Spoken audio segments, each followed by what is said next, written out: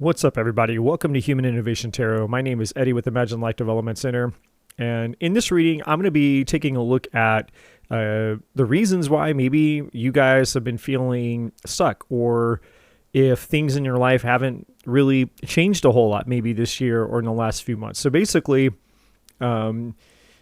if you feel like life is just not really changing much for you, things are they've just kind of been repetitive or the same, or you've basically, you've been hoping for something, to happen in your life, essentially. So, this is just going to be kind of like a free-flowing, reading. It's kind of off the cuff. I just sat down, hit the record button.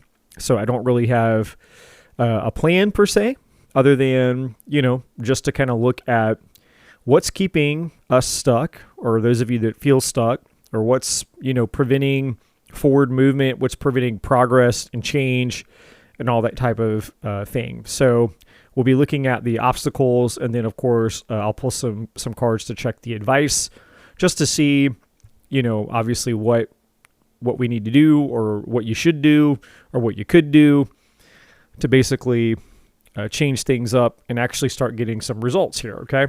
So I'm just going to start off doing something a little bit different here. I got my little bowl here of little mini tarot cards here. So the first thing I'm going to start off is just kind of, I'm going to reach in here and just pull 3 of these little guys. And this will be just a quick little what you don't see coming kind of thing here. And a different way of starting out the reading, but I don't know. I just felt like maybe mixing it up a little bit. So the first card out we have is the 5 of Cups. What else do we have here? Okay, wow. Can't make that up. 10 of Swords. What are the odds of me pulling out the 5 of Cups and the 10 of Swords? Not looking. I guess pretty good. And then the Ace of Swords. Actually, I'm feeling like I need to pull one more out of here. Again, I'm not looking. Let me see. Let's grab this one. 9 of Cups. Okay. And I'm just put these guys back over here. So just so you guys can see, they're really, really small, but there's the 5 of Cups. Really hard to see. Might be easier to see there. And I'm going to move these over here, I think, to save room for all the Oracle cards. And then a 10 of Swords, really hard to see. I'm going to kind of get the glare off of it there, but you can kind of see it there a little bit. I guess it's easier to see maybe on here. Try that. Yeah. 10 of Swords. We have the Ace of Swords. And then we have the 9 of Cups. So what you guys don't see coming, just to start the reading off here with a little bit of, again, just kind of almost like maybe a little bit of a hint, or maybe I would say, kind of start the reading off with some hope, actually, is a lot of you guys have gone through some type of difficulties this year. It could have been recent. It could have been in the last few months. It could have just been, at some point during the year in general. So a lot of you guys have been watching me be OCD, trying to make these little cards straight. All right. I'm trying to keep them on camera there. All right, because I might refer back to them later. We don't know what's going to come out in the reading. So a lot of you guys have gone through something this year. You've experienced some type of loss, with the 5 of Cups. Some of you guys could be still getting over a loss. Some of you guys could be, still grieving, whether it's a breakup, the loss of a job, loss of friendships, maybe family members, or, any kind of loss. Maybe you lost a pet.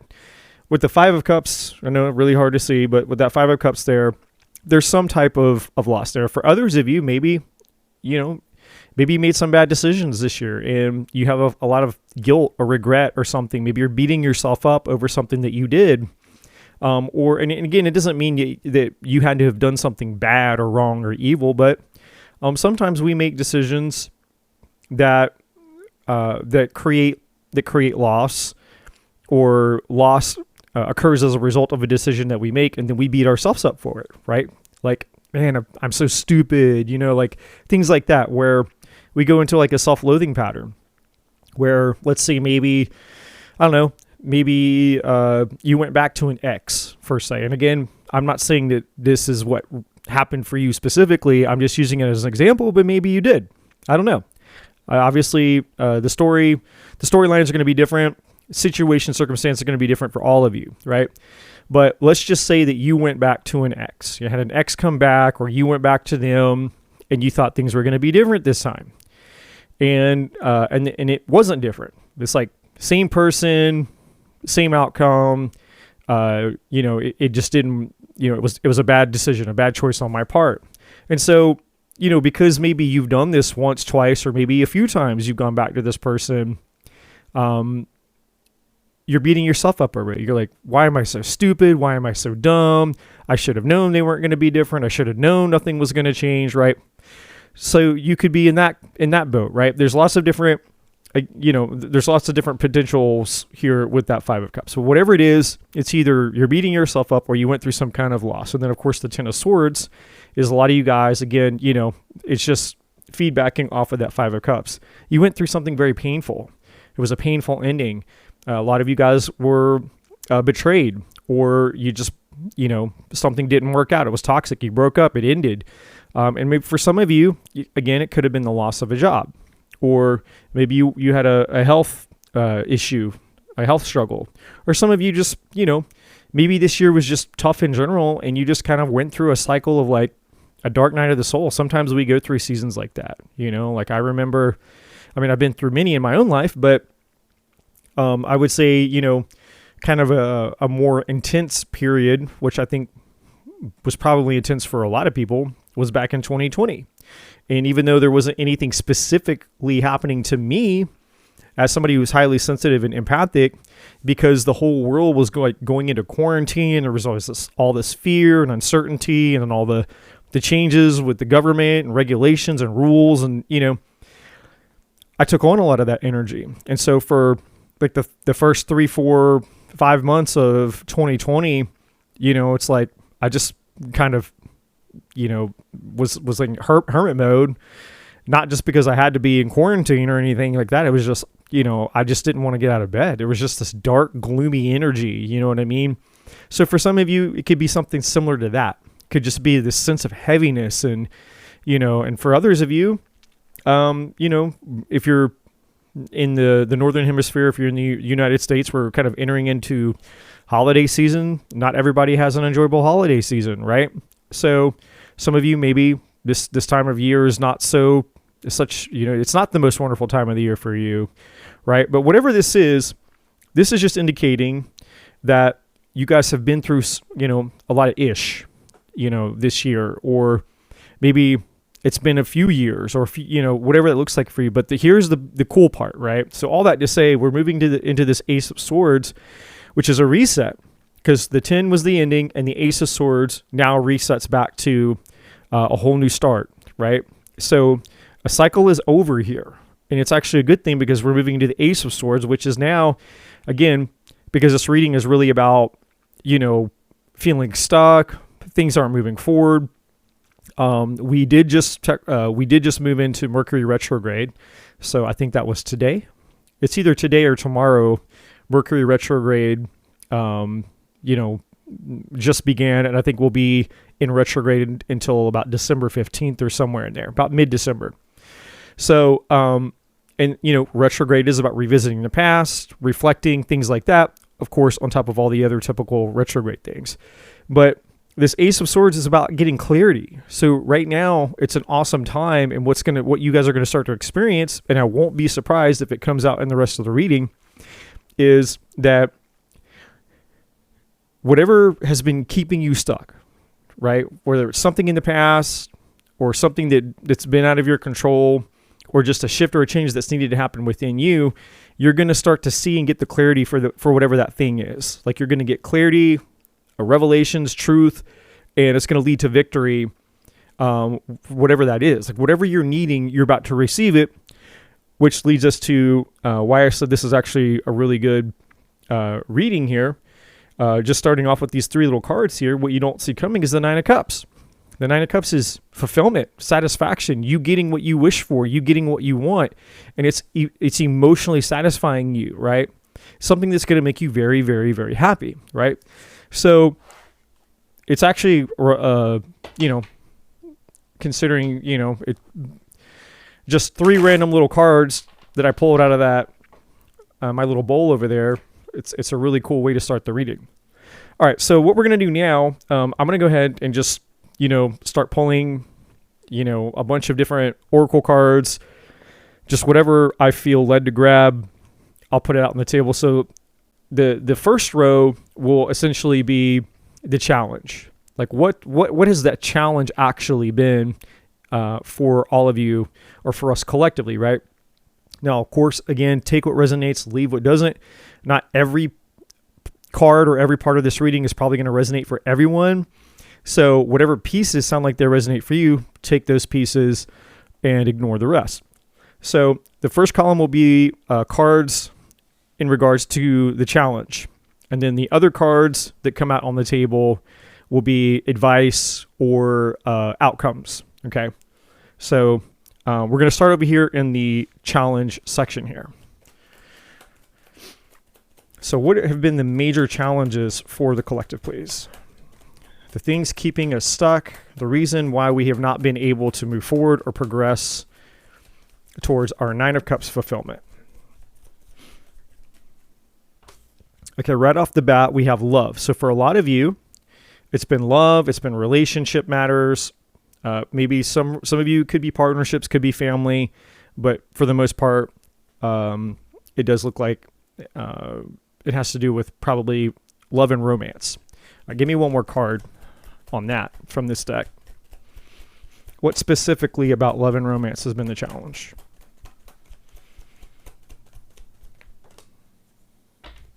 And then we have the zodiac. Now, the zodiac card in this deck that I created has a lot to do with just, it could be a few things, but the first thing could be, and we have the higher power at the bottom of the deck here, which I'll just, while I kind of explain this,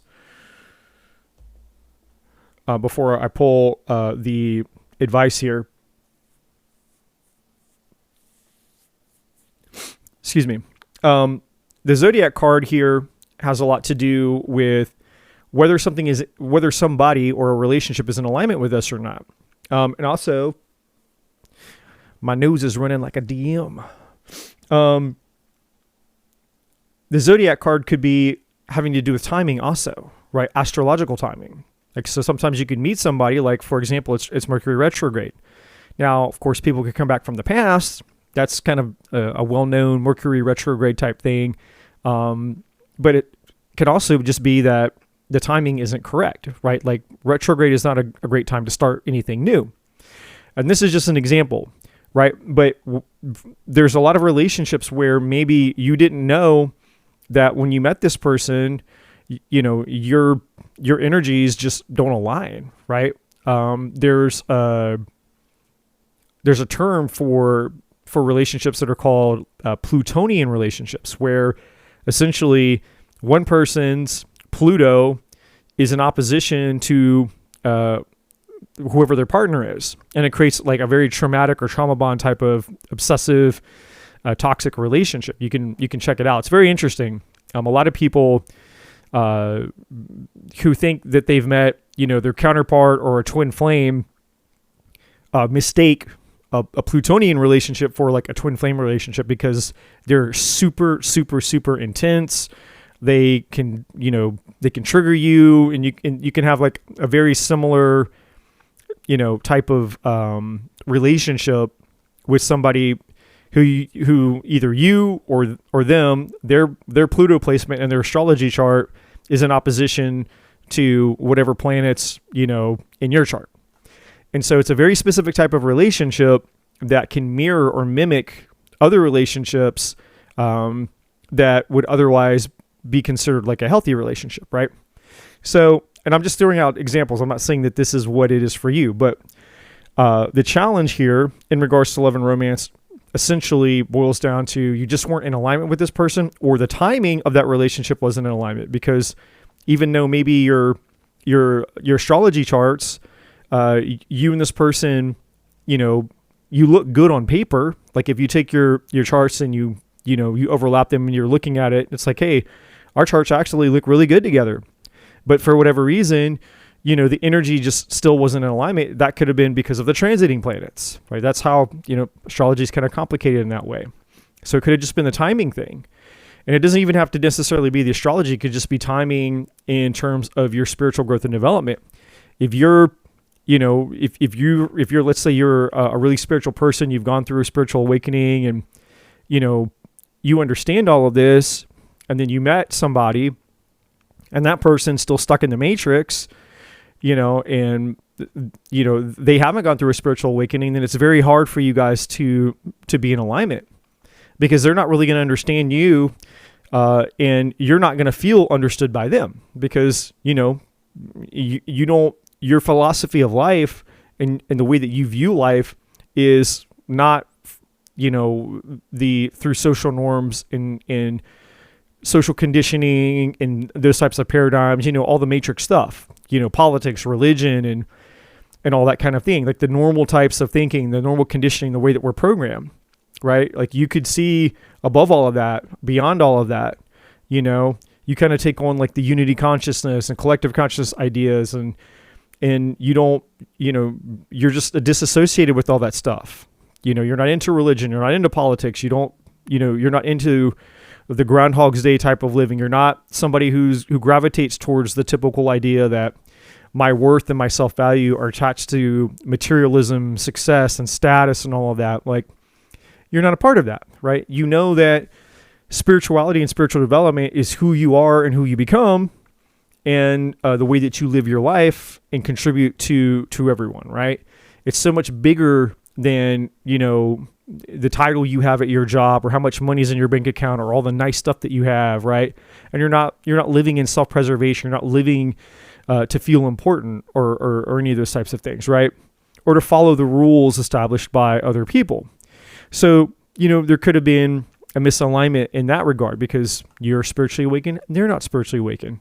So in essence, that's kind of a timing thing, right? That this person, they need more time to get further along their spiritual journey, to where maybe they'll have a spiritual awakening at some point, and then, maybe later down the road, this person would be more in alignment with you, right? And so that's what brings me to the higher power card here, right? So this person, either or and, so all, it's going to be one or the other, or all options here that I'm describing. Essentially, this person, or these relationships, I should say, that have been challenging for a lot of you, have a lot to do with the fact that, again, you are a spiritual person, you're connected to your higher power, and this person probably isn't. And that's just very difficult. It's very difficult. Now, you could have a surface level relationship with somebody who, somebody who isn't very spiritual. They're not connected to their higher power. They're just living in the matrix and all of that. But it's going to be very unfulfilling and very difficult, because again, you're not going to feel understood by this person on a deeper level. You're probably not going to be able to create a whole lot of intimacy, and your values just aren't going to align. And so, this person with the higher power card being here and kind of the challenge, the challenge side of the table, they need to get connected to their higher power, right? So there's been an imbalance there in terms of spirituality. And then underneath that, we have the manifestation card and community. So this is also a lot about, again, I think you guys feeling challenged by, even beyond the relationship with just a romantic interest. It's also the surrounding community. It can be very isolating to be somebody who feels spiritual or spiritually awakened, who practices, this stuff. And I don't just mean tarot. In fact, I just made a video about this, spiritual leadership. You can go check that video out. And I also made another video called The Downfall of Tarot, where I talk about these things. It's not, spirituality is not just about the doings of spirituality, your knowledge of astrology, whether you buy tarot cards and have crystals and do all this stuff, right? It's so much more than that, but it can be very lonely and isolating because, you're kind of in a minority group of people if you're practicing the real thing. Now, if you do have all the spiritual jewelry and paraphernalia and you burn incense and you have all your spiritual tattoos and your tarot cards, and sure, you could probably get on a meetup or go down to the local crystal shop or whatever and probably meet up with a group of people, right? I'm sure there's groups of people that, communities of those types of people who have an interest in these things. But even then, those people aren't necessarily practicing the real thing. So for those of you who are practicing the real thing, it's been challenging maybe to get connected to like-minded individuals. And so I feel like that's part of why this manifestation card is here, right?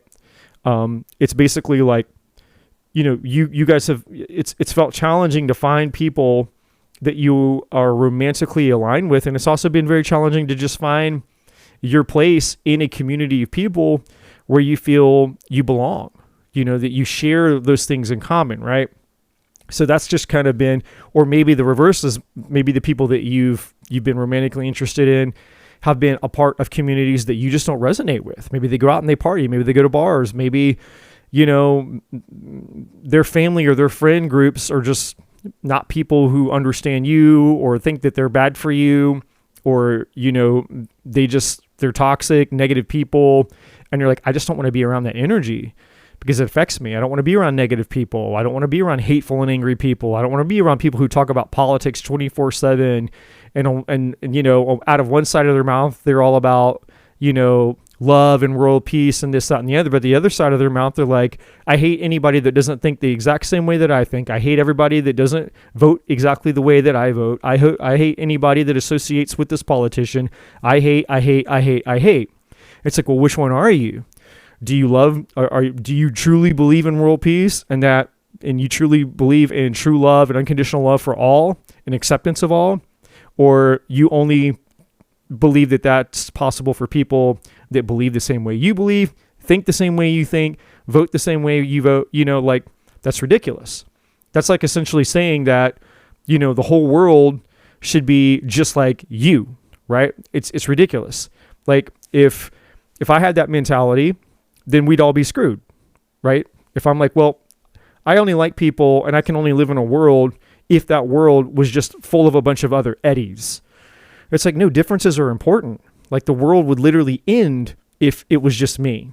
Like I'm not smart enough to, to have all of the skills and talents and qualities to make the world a better place or make the world go around or to heal the world. Like, no single one person has everything that the world needs, to where if we just, replicated that one human being, that would be it, right? But that's the mentality that people walk around with, right? It's the ego. It's like, well, if everybody just believed the way that I believe, if everybody just agreed with me and my beliefs and my values and the way, my perception, the way that I see the world, then the world would be a better place. Like, no, that's ego and that's pride, and that's not how it works.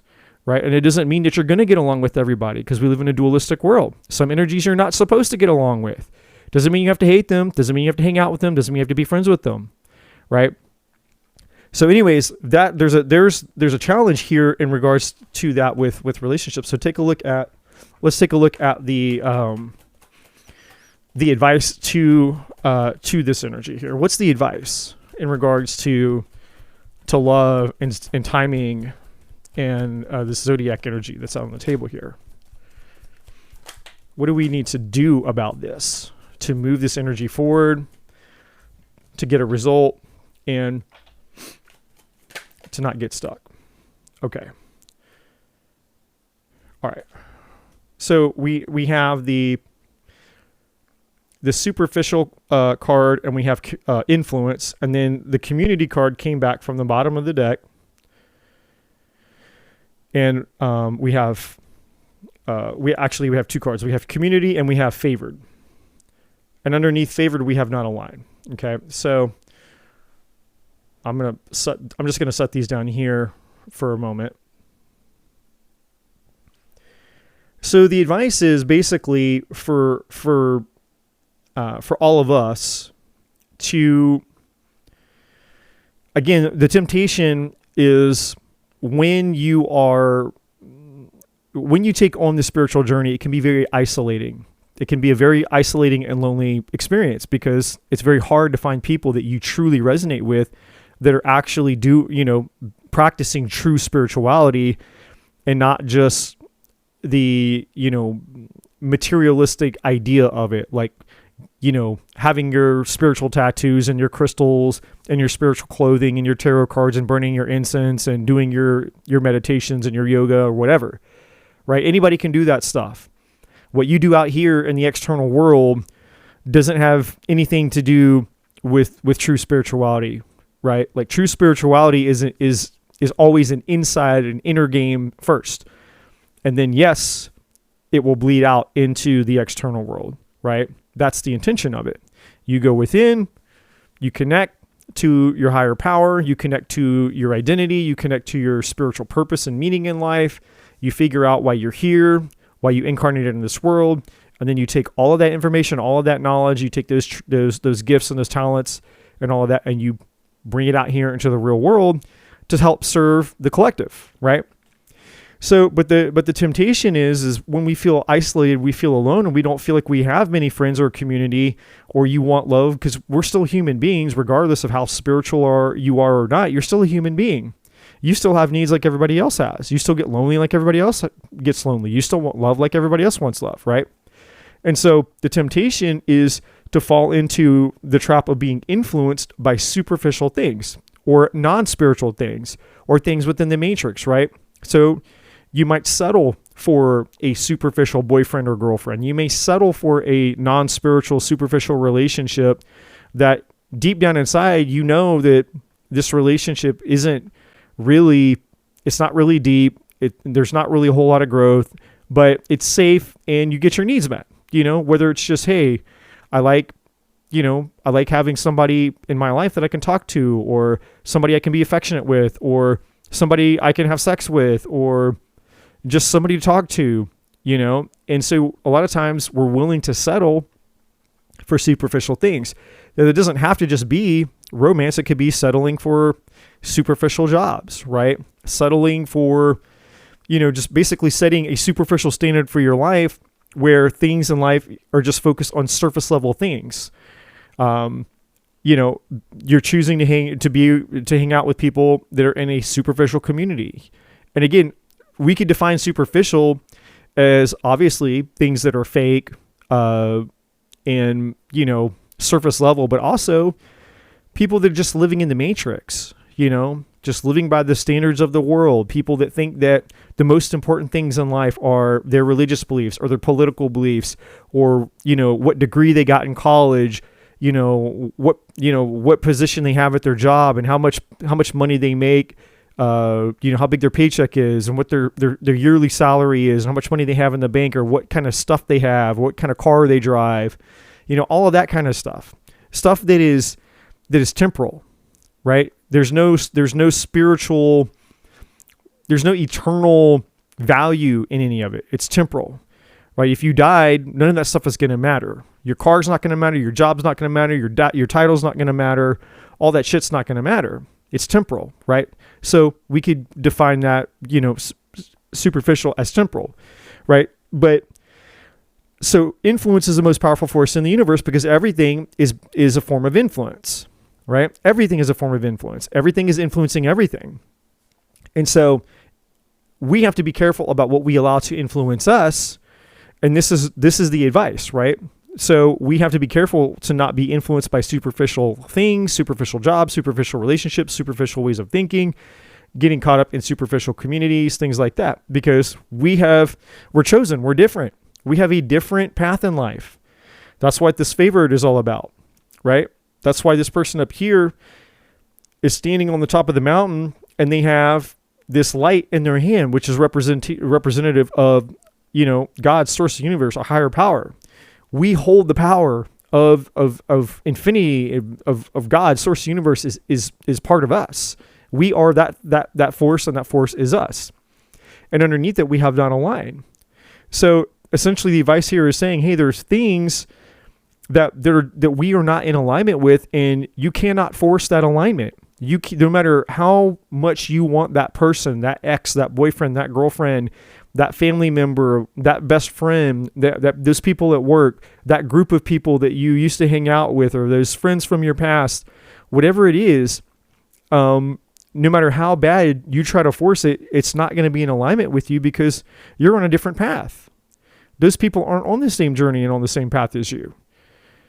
And it's literally that simple. It's not more complicated than that. And sometimes it's not the complex things that keep us stuck. It's the simple things, right? It's just as simple as just realizing or recognizing or trusting our intuition that when we put ourselves into a situation or we surround ourselves by certain people, we just intuitively know, like, these people aren't my people anymore. Maybe once upon a time they were.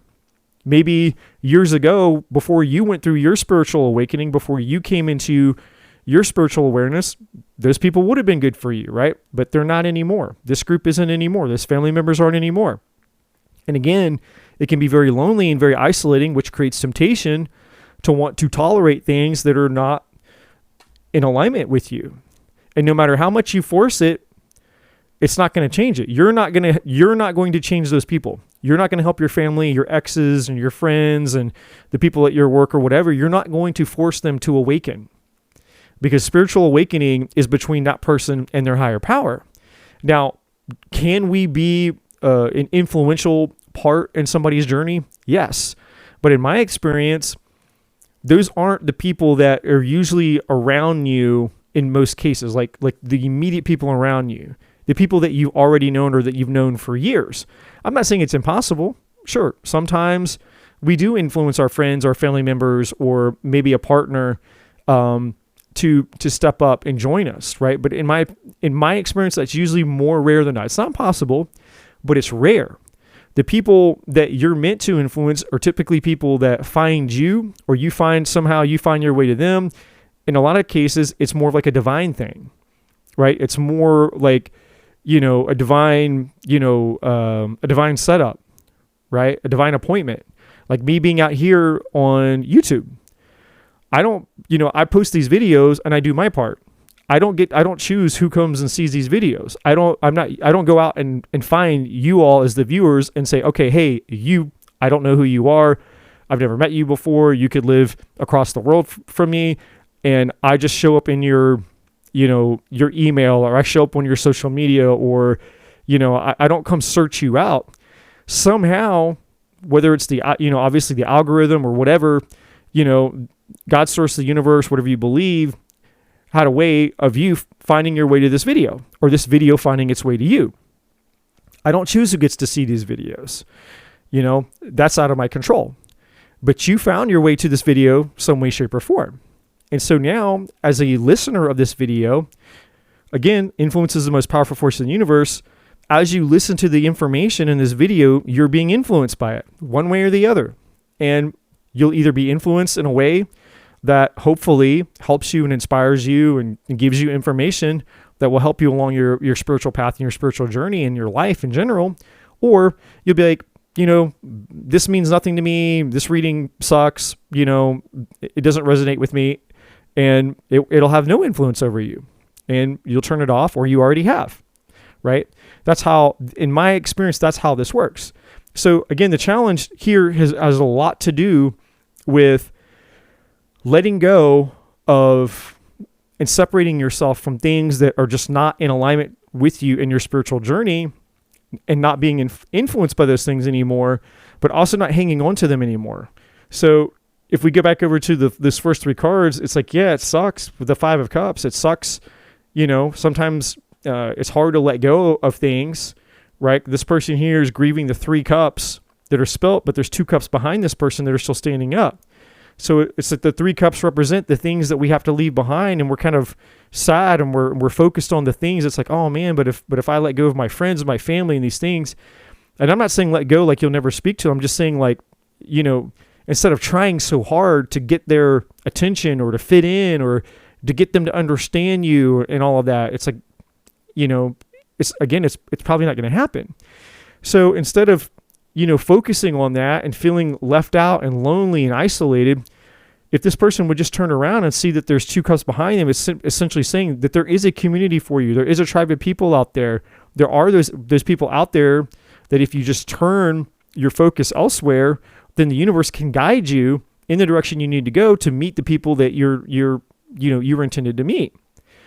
And or for you to start stepping out into your spiritual purpose and your spiritual mission in life, which means that you're going to start to find people are going to be attracted to you that you're meant to help, right? And then those people will essentially become your friends, right? And even, and that just, you create a network, whether you're helping people or you find people, you start to get involved into a network that, that you're meant to be in, right?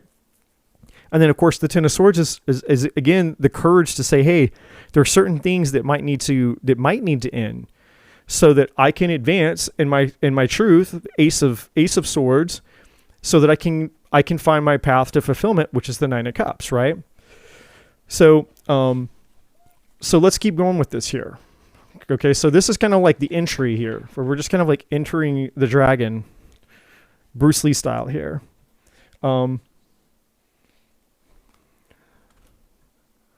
All right, so let's give me another one for the challenge energy here.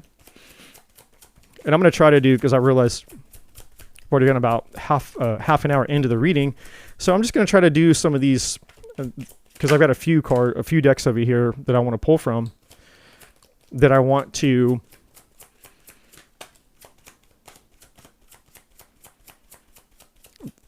pull from. So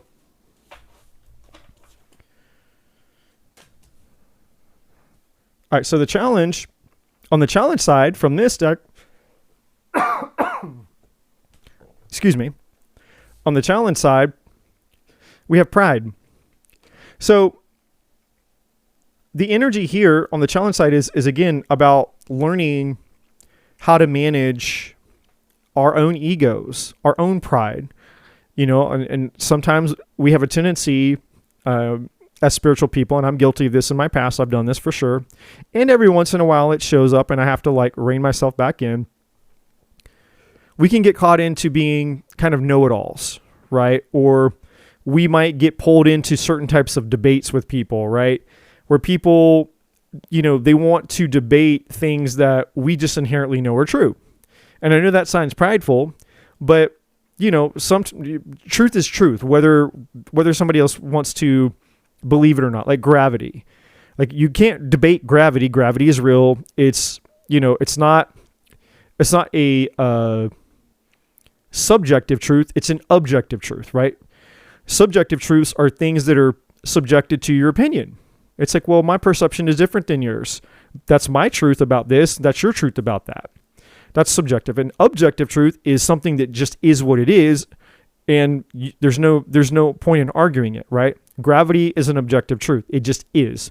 We can all go out and we can all do the same scientific test.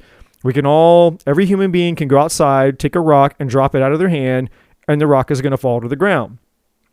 That's a fact, right? So there are certain things that we know as spiritual people that are objective truths, and that not everybody is going to resonate with. They're not going to understand, right? So we have to let that go.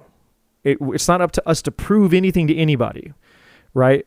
And that can be a difficult part of the spiritual journey, because as you become more and more enlightened and awakened and you start to see beyond the matrix, sometimes we get caught up into that whole battle of wanting to show people that they're actually plugged into the matrix. You want to, because again, there's that there's that temptation of like thinking that part of our spiritual journey is to awaken as many people as possible. It's like, oh my gosh, I see, I'm outside the matrix now and I see it. You're all in a program. I see the program. And then you want to go in and you want to show everybody that they're in the program. When the reality is some of those people are meant to be in the program. They literally incarnated to be in the program. They're not meant to be spiritually awakened. Those people are meant to just have their 9-to-5 job. They're meant to think that what they can, interact with their 5 senses is all that's real, all that exists. They're not meant to believe in a God, a source, a universe. They're not meant to believe in, a spirit or a soul. They're not meant to believe in anything. It's just, hey, whatever. It's just, this is my life. I'm going to live my life, work my job, get married, pop out some kids, buy a house, retire, and die. And that's what they came here for. Nothing more, nothing deeper, nothing more profound. So we have to be careful on one side of the coin to be sure that as we transform and we grow, that we don't become, caught or tempted or desperate to think that our job is to go wake everybody up. There's certain people that you're meant to serve. There's certain people that you're meant to interact with on your spiritual journey, but not everybody, right? And especially when it comes to love and relationships, right? You're butting heads with people that superficial. They don't see the way that you see. So no matter how much arguing you do with them, no matter how much you share with them, no matter how much proof that you bring to them, that person is not going to awaken. That person isn't going to see the light the way that you see it.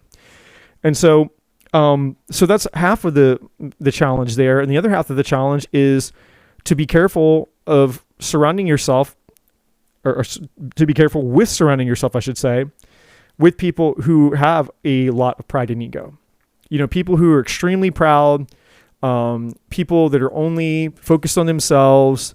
It's kind of like the empath narcissist paradigm where, people who are very empathic, a lot of times we can see the potential. We can see, the beauty and the higher power. We can see what's really inside of that person. And deep down, we know that person is a good person, but unfortunately they haven't chosen that version of themselves.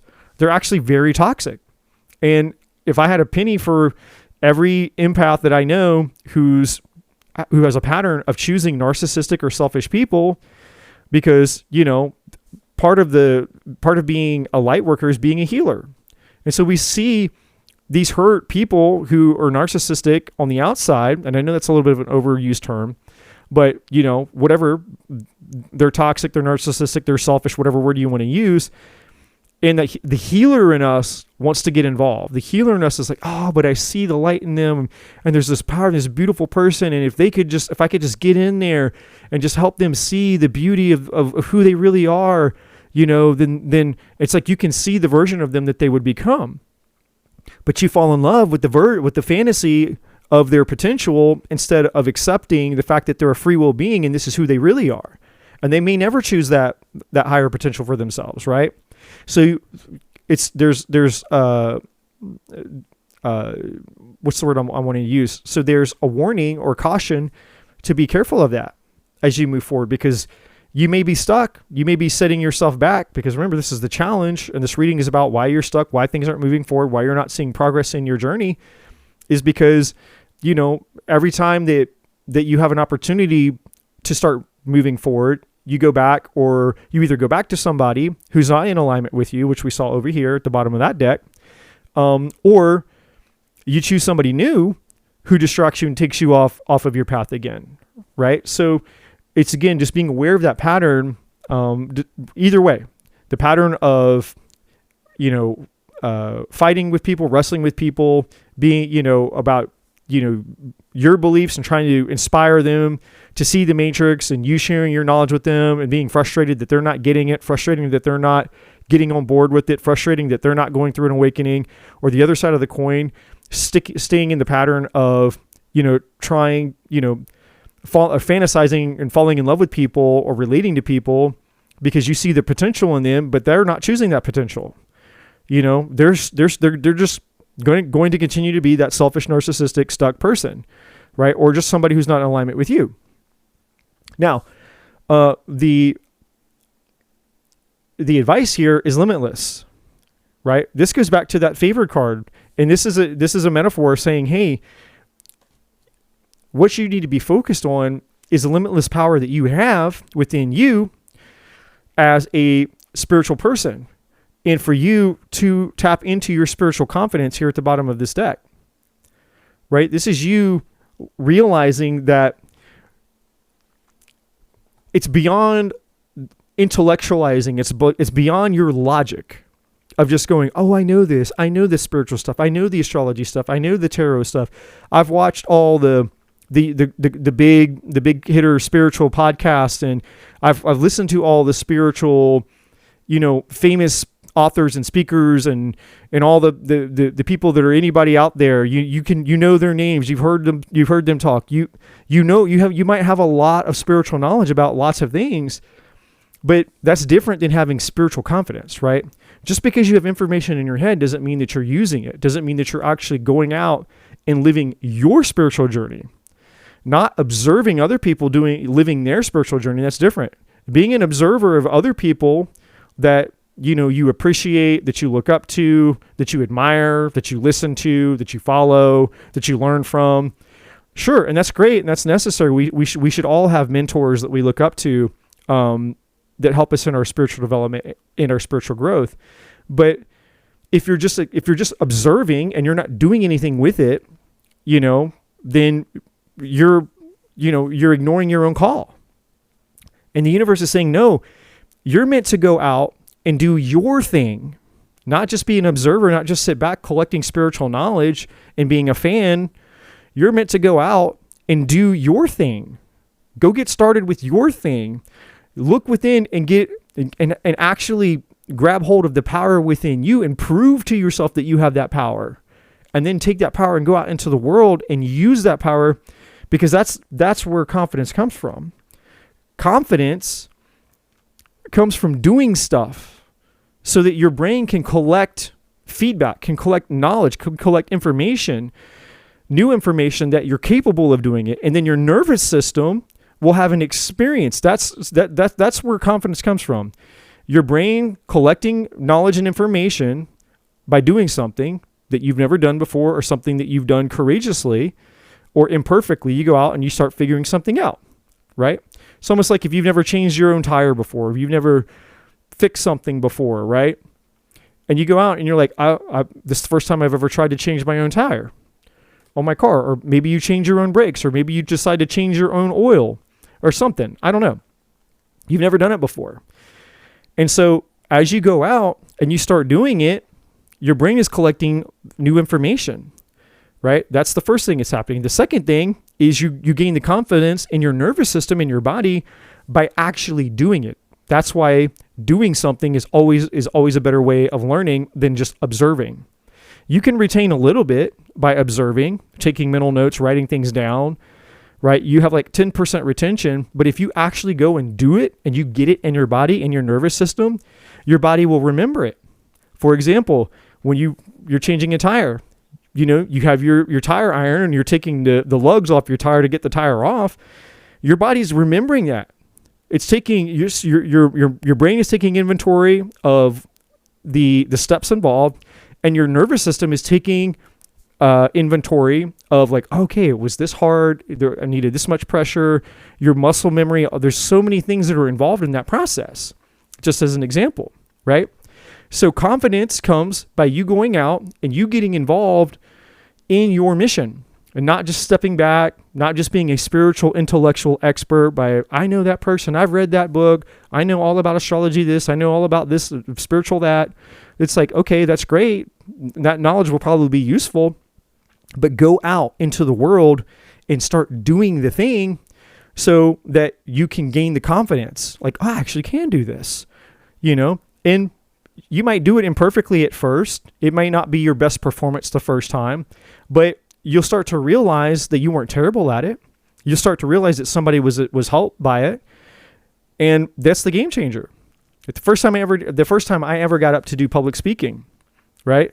I was terrified, absolutely terrified. I had 30 minutes to speak.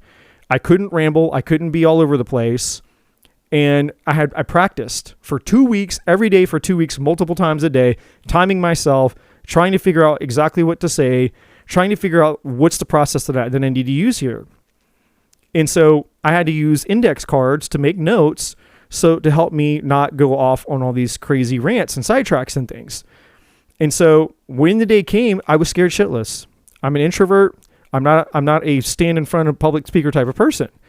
But I'm like, I'm here, I'm doing this, I'm scared shitless. It doesn't matter. I'm going for it. You know?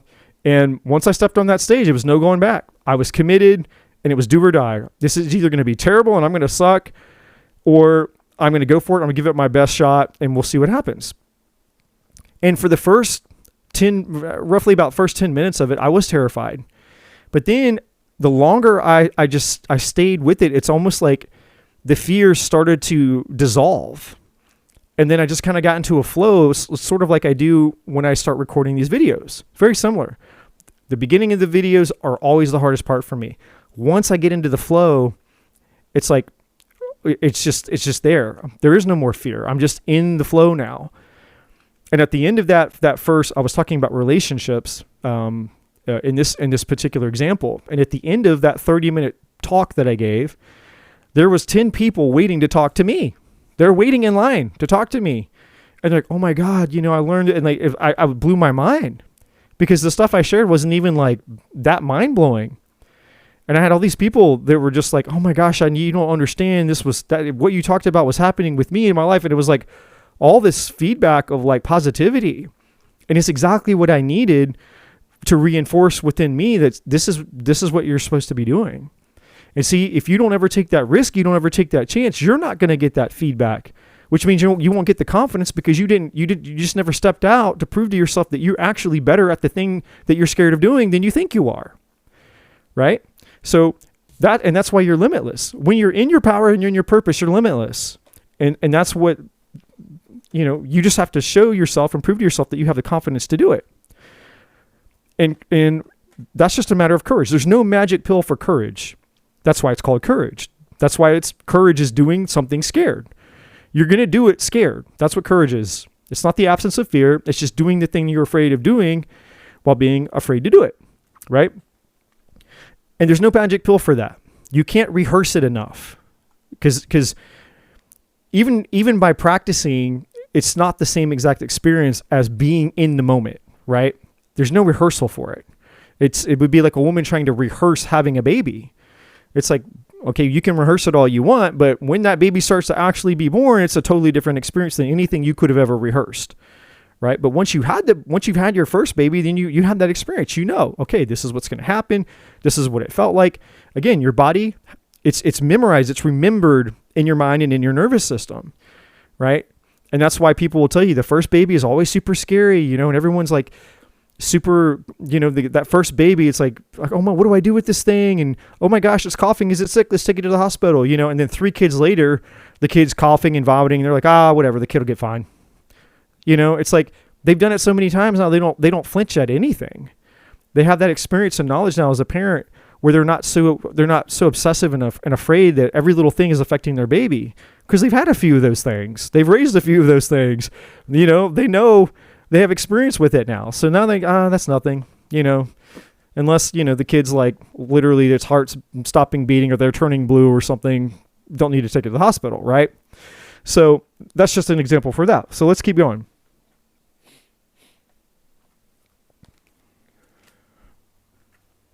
All right, so challenge card over here.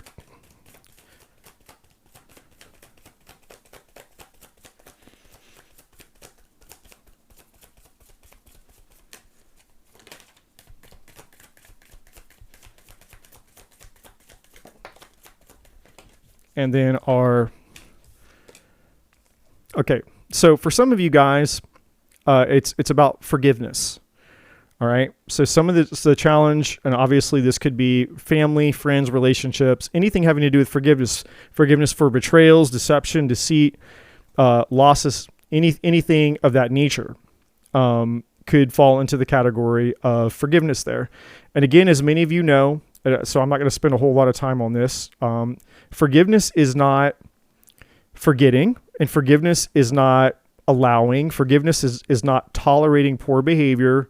Forgiveness is you releasing the negative energy in your body that's tied to betrayal, resentment, anger, loss, frustration. It's you releasing from your body any form of toxic energy, right? And sending love and light to that person. And again, it doesn't mean it has to be romantic love. It's just saying, hey, no matter how evil we think a person is, a human being is, their soul is the same collective consciousness, God, source, universe that my soul and your soul is. Now, their ego is what makes them evil or toxic, right? They have an extreme imbalance. They're disconnected from their spirit and their soul. That's what makes people evil, right? It's not that that person necessarily is an evil person. It's that they're just disconnected from their soul. That's why they behave evil, right? If they were connected to their soul, then they wouldn't be an evil person. It would be impossible for them to be an evil person. That's why, again, spirituality is the more you go within, the more you get connected to your soul. And that's why, people who do the spiritual work are the most loving people, most healing people, because they're getting more and more and more and more connected to their soul, their higher power, their truth. Conversely, the duality on the flip side, the more disconnected you get, the more dark, the more evil, the more sinister you get, because it's the further away from love that you go. The more in you go, the more closer to love you go, or the closer to love you grow. The further away you get, the more disconnected from love you go, right? So forgiveness is you learning how to release anything that's happened to you that is associated to a negative energetic vibration that's keeping you stuck. That's what real forgiveness is truly about. It's not about forgetting what they did. It's not about you tolerating that type of behavior again in the future, allowing that person in your life again, any of those types of things, right? And then over here, we have changes, right? And so this is saying in order for you to experience the changes, because remember, this is the advice section, you're stuck, things aren't moving forward. Why aren't things changes? Well, because a lot of you have a resistance to releasing, forgiving, or letting go of things that have hurt you in your past or even in your present. And that's what's cock blocking you from moving into the change that you want to see. It's preventing you from getting to that 9 of Cups that we started off with, right? And so, and so at the bottom of this deck, the thing that ties these two cards together here in the middle, like if this card was in the middle between these two, between this forgiveness and change, is knowledge, right? It's you learning, you having a higher level of knowledge, like a hangman energy, you gaining a new perspective about that situation or what forgiveness is, or how can you convert or reframe or find the empowering meaning, whatever word or term you want to use, to change whatever that thing was or whatever that person did or whatever happened in your past. How can you transform that thing into something that empowers you, right? And again, I talked about that going back to two videos that I posted recently, actually 3. You can go watch the video on my channel called Spiritual Awareness. You can watch the one called Spiritual Leadership. And then, of course, the one that I just posted, I think yesterday, called The Downfall of Tarot. I talk about a similar concept in all 3 of those videos, right? It's a reoccurring theme. I call it, my word for it, or my phrase for it is called finding the treasure in the pile of shit, right? When life takes a shit on you, it's like, well, you can either come to the conclusion that life is shitty. Like that's one perception to have. It's like, well, life keeps taking a shit on me, so therefore the meaning life is just shitty. Or you can say, well, wait a minute, it seems shitty right now, but maybe I'm just focusing on the shit and not what's in the shit, or what's around the shit, or what's above the shit, or what's beneath the shit, right? There's something else there's something else here, right? And you just look around until you find the treasure, and like, oh my God, there's treasure in here. And then you find that treasure, like, man, this treasure is infinite. It's invaluable. It's an eternal treasure. It's more than any amount of money or anything, because it's something you can apply to yourself in your own spiritual growth. And if you can apply it to you, then that means it's treasure for somebody else, because that's what a miracle is. A miracle isn't just something that's meant to change something incredible that's meant to change you. A miracle is something that once you experience it, you take that miracle and you go give that miracle away to other people, right? And sometimes your life, your story, the challenges that you've overcome, the things that you've needed to forgive people for become the miracle for other people because they haven't been able to find a way, right? That's what leadership is you're showing somebody a way to do something that they didn't believe there was a way to do it. Roger Bannister, the first guy to run the 4-minute mile. No one thought that it was possible to run a mile in 4 minutes. And then Roger Bannister did it. He's the first guy to ever do it. Then guess what happened? Everybody started running a 4-minute mile. He broke the barrier of what people thought was possible. Going back to this Limitless card. People say it's impossible to run a mile in 4 minutes. And then Roger Bannister did it. And then it was like, holy shit, wow, someone did it. Well, if he can do it, maybe I can do it. That's what spiritual leadership is, right? And so that's what this knowledge is. It's saying, as a result of what you learn, you basically, you find the treasure in the pile of shit, which is your miracle. You give that miracle away, which is essentially the knowledge. Everything that you've experienced is a form of knowledge, is a form of treasure.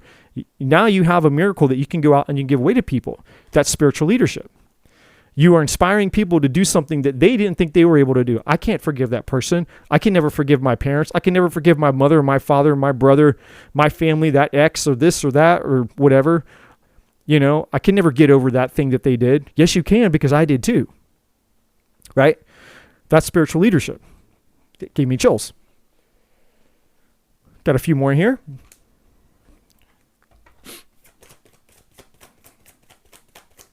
All right, so challenge. First card for challenge, please.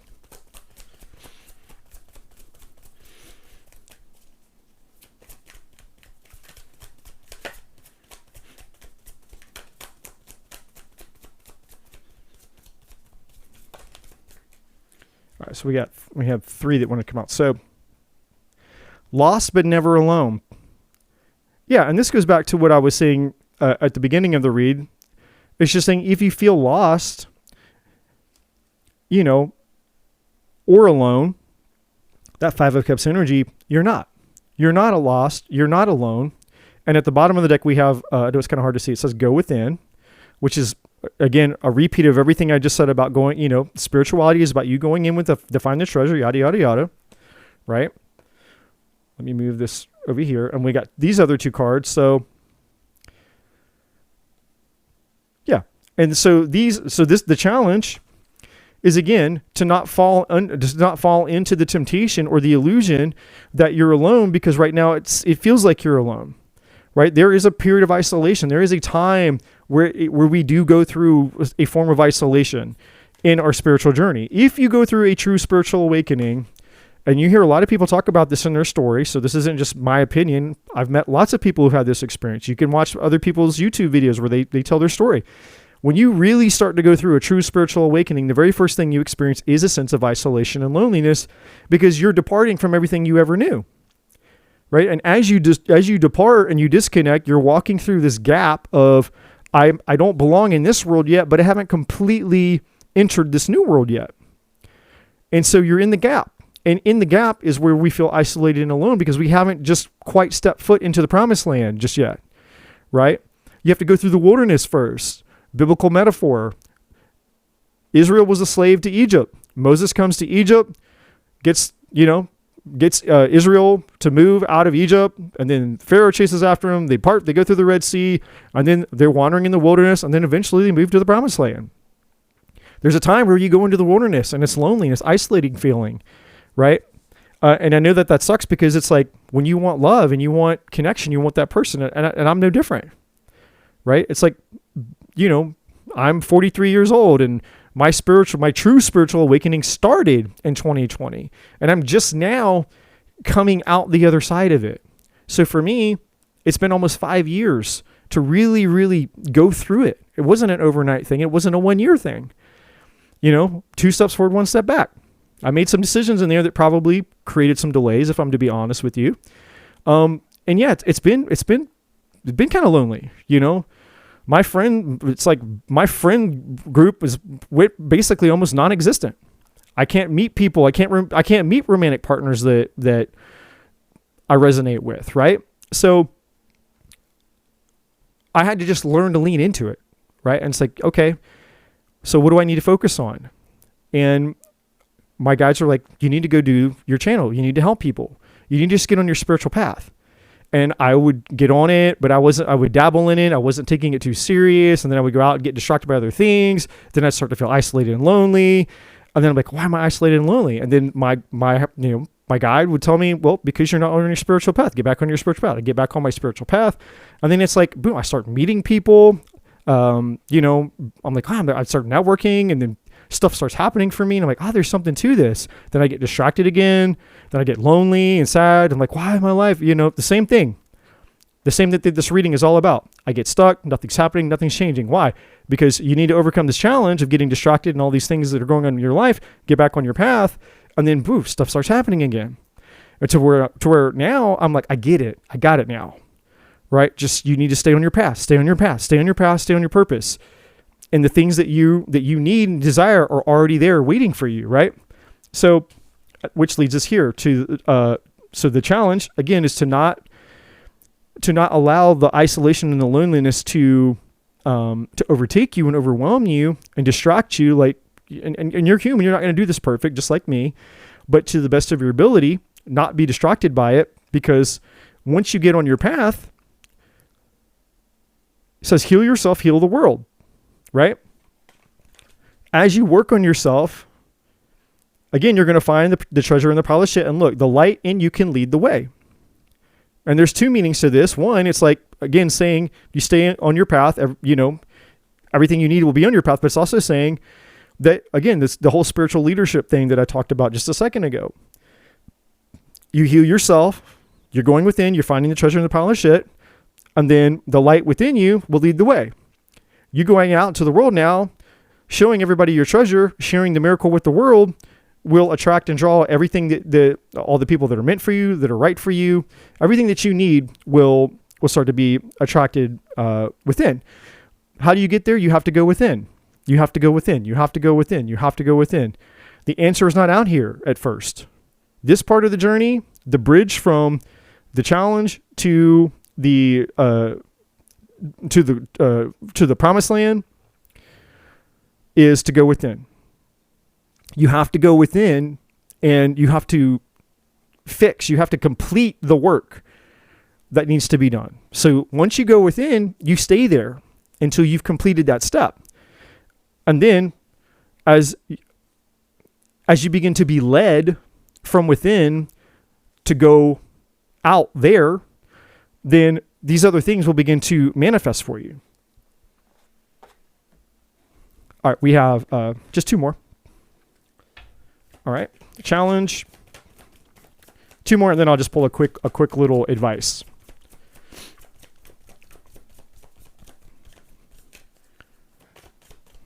So I've made this a little bit long for you guys, but I felt really inspired and really called to do this reading for you all.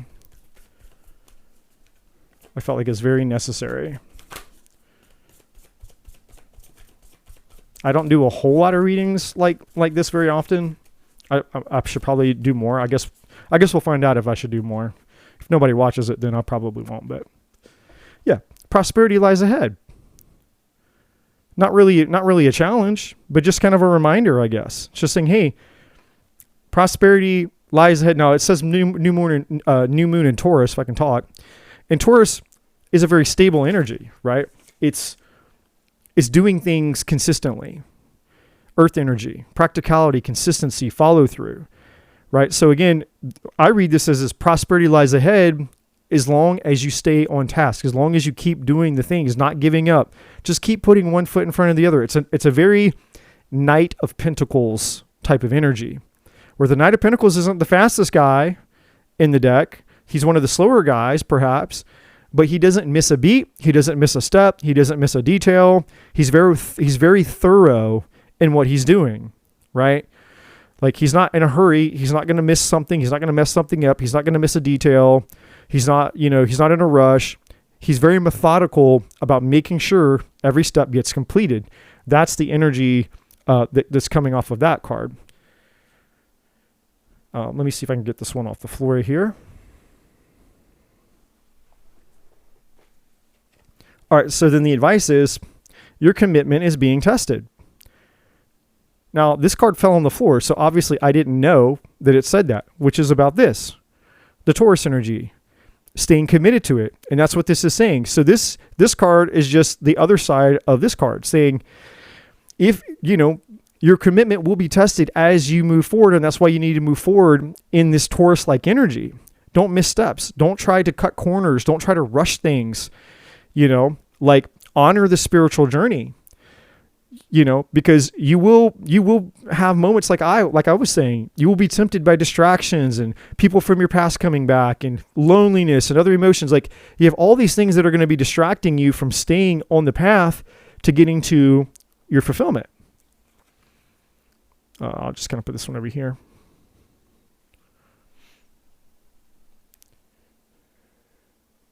And at the bottom of this deck, we have balance, spirituality, and practicality.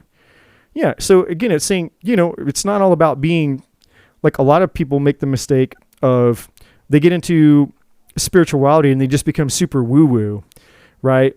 And that goes back to what I was saying earlier in the reading about being an observer or a fan club person where, you wear your crystals, you got your spiritual tattoos, you're burning your incense, and, you listen to spiritual podcasts and all the spiritual YouTubers and all the things, about astrology, this, you got your, all about tarot, that, and you have all this knowledge and all this information, but you're not doing anything with it, right?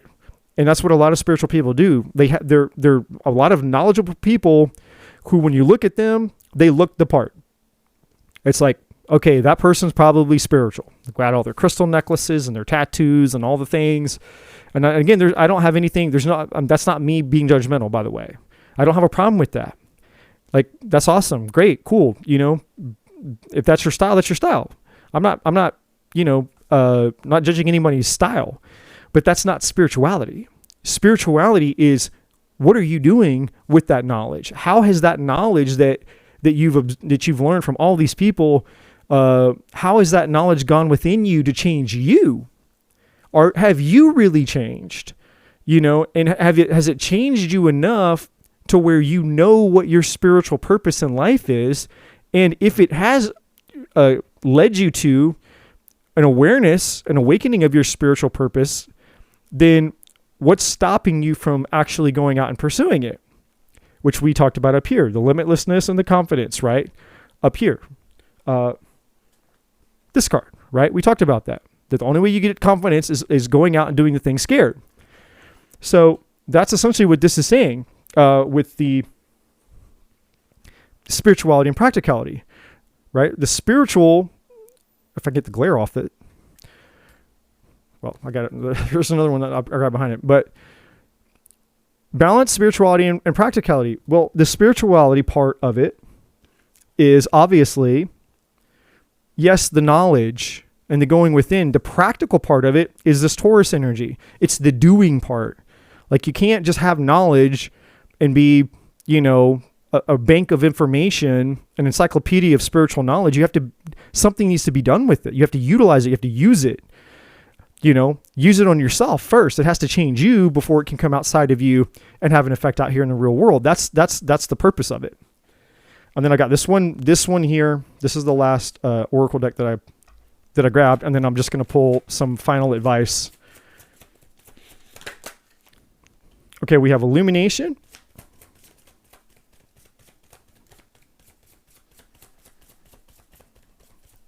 And I'll put it on the camera here. Let me just I'll have to put it up in the middle. We have illumination.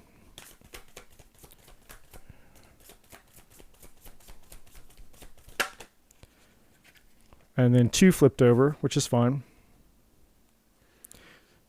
All right, we have Voyage. This is where the deck splits. So I got 2 pieces of the deck here. We have Voyage.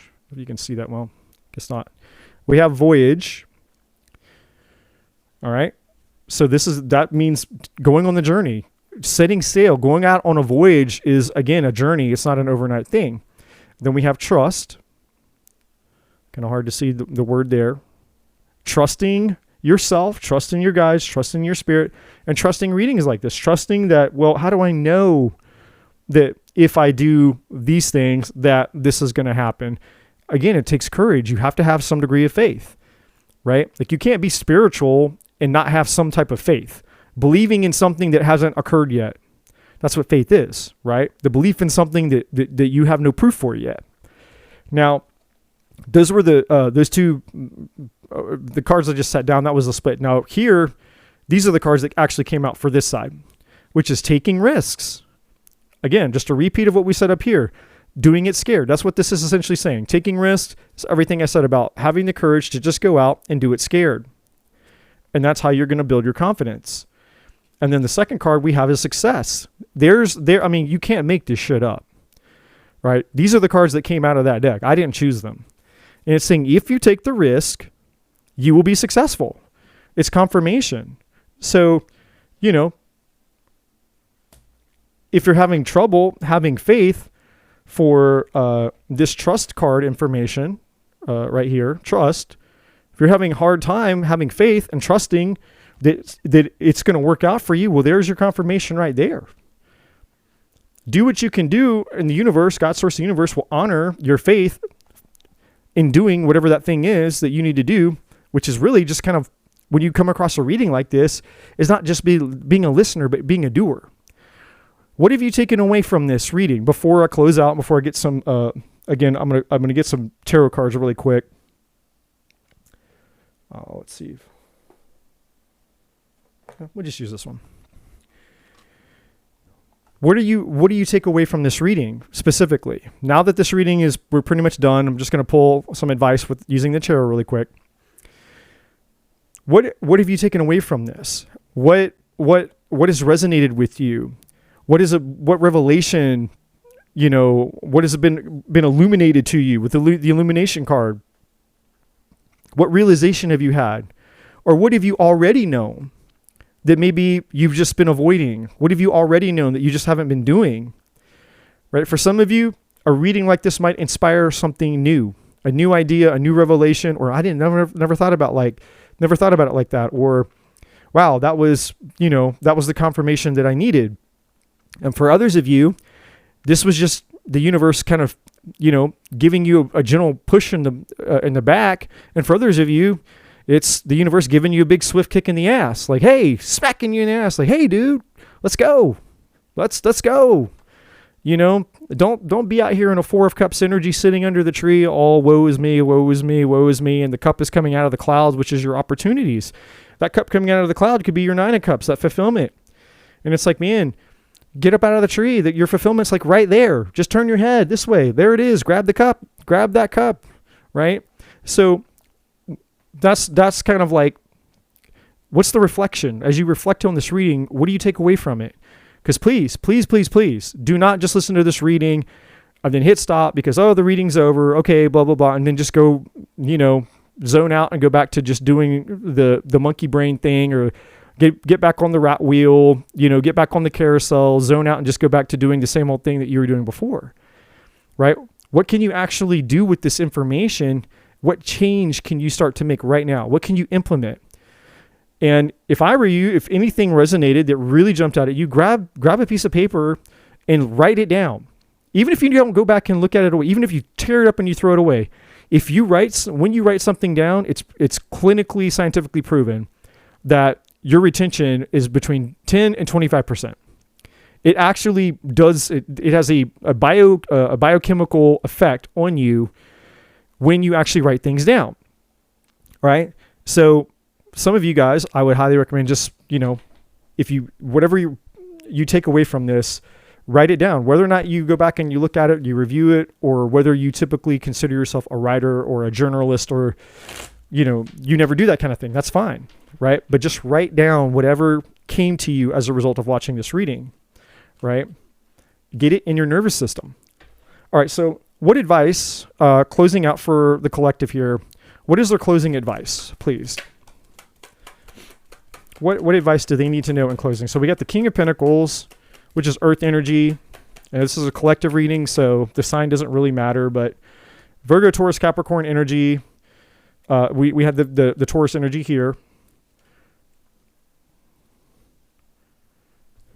We have Justice, Libra energy. Well, what's the advice for the collective?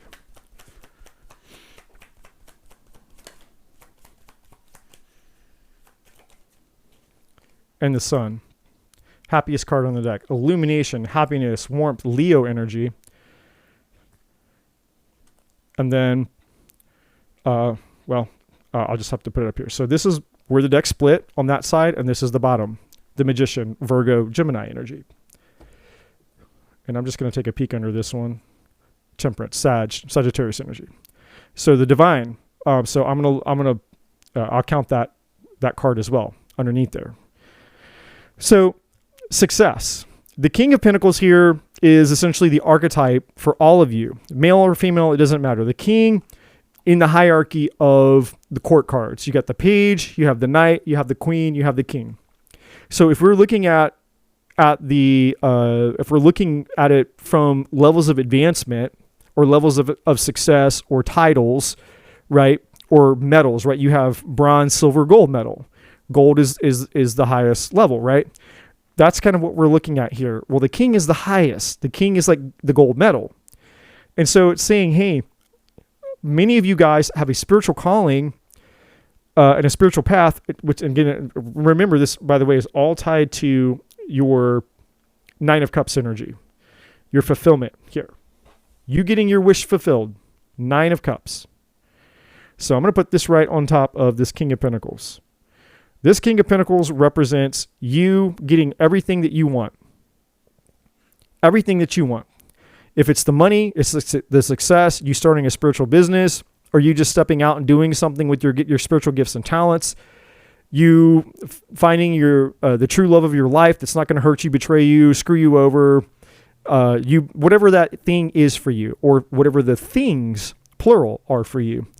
This King of Pentacles represents that, saying that if you face the challenges and you heed the advice, then your success is here. Everything that you want. The King of Pentacles has everything. He has everything he needs in practical sense, right? You will have it. Hence the Magician card.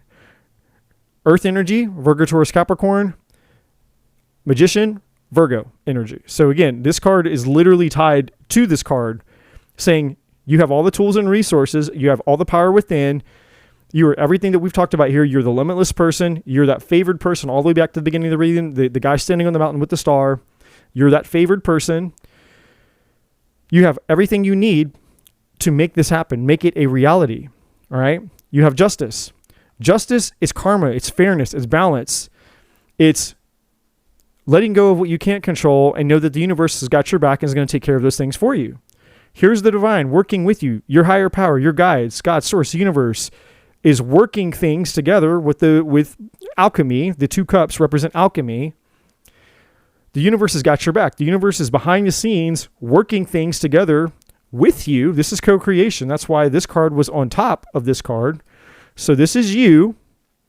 Your energy is the Magician. And you see the infinity symbol? That infinity symbol right above the Magician's head is this guy, this angel. So here you are doing your part. And as you work down here on this table doing your part, your higher self, your guides, God, source, universe, all the things is doing its part, working with you, co-creating with you. Co-creating what? Co-creating your 9 of Cups. It's also protecting you, karma. So that 10 of Swords, the people who've hurt you, harmed you, betrayed you, you don't have to worry about them. The universe is going to take care of all that. The universe karma never forgets an address. So you don't have to worry about that. It's also referring to spiritual protection, but it's also referring to, don't worry, the truth. The truth will come out. The Ace of Swords. Lady Justice is going to take care of the bullshit. You don't have to worry about the bullshit. The spiritual police task force, the spiritual SWAT team is going to take care of the bad guys and the bad energy and the assholes and the cheaters and the liars. And it's also going to protect you from more of it as long as you don't invite it in. Now, if you invite it into your life, then, you have free will. The universe isn't going to violate your free will. You want to allow toxic energy into your life, you can do so. But if you say, no, I don't want toxic energy, and you give your guides and your higher self permission to keep it away from you, then justice will do just that. It'll keep the crap away from you. Does it mean that you're never going to go through another difficult lesson in your life? Of course not. But it will keep certain energies away from you, for sure, right? That's why justice is here in that regard, right? And that's why the Seven of Wands is here. The Seven of Wands is also you having boundaries and you standing up for yourself now. This is you facing the challenge, also two energies. Part of it is you having boundaries, standing up for yourself, not taking any more bullshit. The second energy is you facing the challenge of going out and taking the risk and doing the thing scared. The Courage card, right? And as you step forward with faith and courage, trusting your higher self, using all the resources that you have, then you step into your fulfillment and your abundance, which is just the Sun card.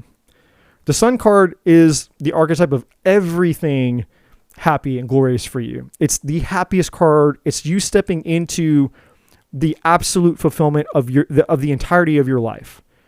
It's not a moment of experiencing the Sun card. It's a lifetime. It's you stepping into this energy, this season, this stage where I'm on my path, and as long as I stay on my path and on my spiritual journey, I'm always in the Sun energy. I'm always experiencing fulfillment. I'm always experiencing connection. I'm always manifesting new things in, right? I'm always meeting new people. I'm always finding new ways to create income, or my business is continually growing. New customers are coming in. New people are coming in. New ideas are flowing to me, right? Everything starts working out for you in the Sun energy, and you step into just a thriving sense of happiness, whatever that means for you, because that means different things to different people. You're illuminated from the inside out. You're fulfilled. You're happy, completely content. Ultimate happiness, fulfillment, and contentment, right? So really, really, really positive, encouraging reading here. But again, there is an action step. So if you just listen to this reading and you turn it off and you just go back to life, it's like, wow, that was a cool reading, and you don't do anything to change, then nothing's going to change. Nothing changes until we change it, right? So I know this was a long reading. I know it was a lot, but I felt really called and inspired to come on and do it. Hopefully this reading resonated for you all. If you haven't already, like, share, and subscribe. Come join me for a free live tarot reading.